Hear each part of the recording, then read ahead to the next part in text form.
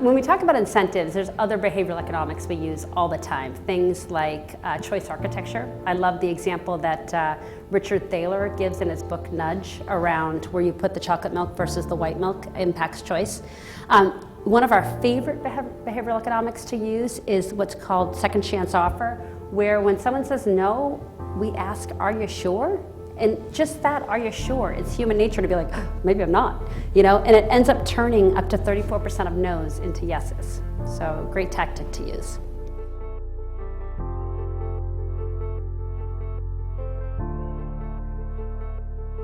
Personalization. Michelle talked a lot about personalization, so I'll just add that it's no longer appreciated. It's expected. It's table stakes. When I go to a website and they don't have my login and password pre-populated, I'm annoyed, right? So if a stodgy industry like bottling can personalize to this level, surely we can personalize in healthcare. But it's more than just their name, right? It's getting to the heart of what you need them to do. The more specific you ask them to do something, the more they will respond.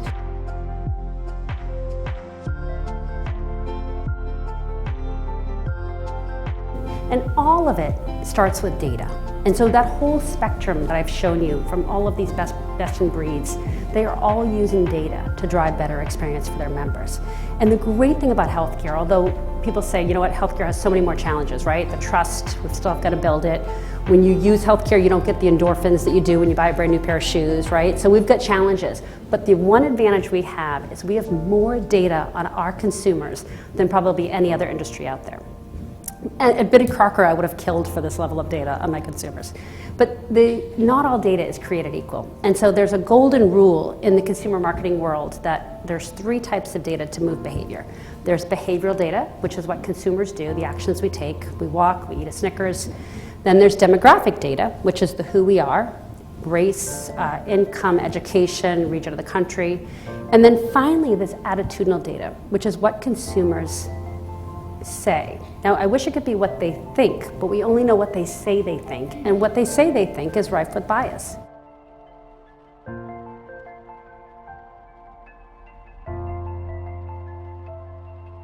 Collecting preferences. We were just talking about collecting preferences this morning.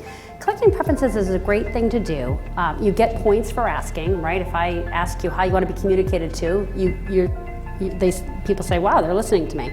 But 2 things. One is, if you're going to collect the preference, make sure you don't lock yourself in, right? You want to be able to say, if I need to, I will start with your preference when I can, and then at times I need to go outside of the preference and make sure that that's clear. But the other thing is try to be able to respect it across the organization. Things like language preference, right? If I say, how do you want to be communicated to, and you say English in your clinical care group, and then your marketing group sends out, or sorry, you say Spanish, and then your marketing group sends out English, that becomes annoying. So when you can, respect it across the population.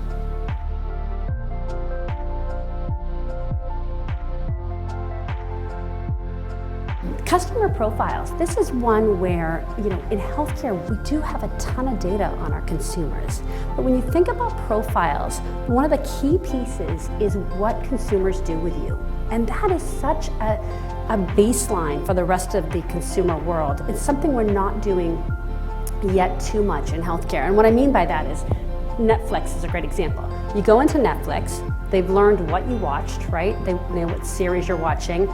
They know where you stopped on House of Cards, so that when you go back in, it's exactly where you were, and you could start there. Or you finished that episode, they're on to the next one. Well, in healthcare, we don't take into account anything you've done with us beforehand or anything that we've done with you. Each new communication almost stands on its own. And so a client told us recently how they had a massive data breach, and they sent out a letter about this massive data breach, and then the next day they sent out a consumer satisfaction survey. Right? Worst time they could possibly do that. But again, the different departments weren't coordinating. What's the last action, and how does that drive the next best action with our consumers? And that alone, consumers are going to feel like, okay, they know me, they got me, they're actually listening to me.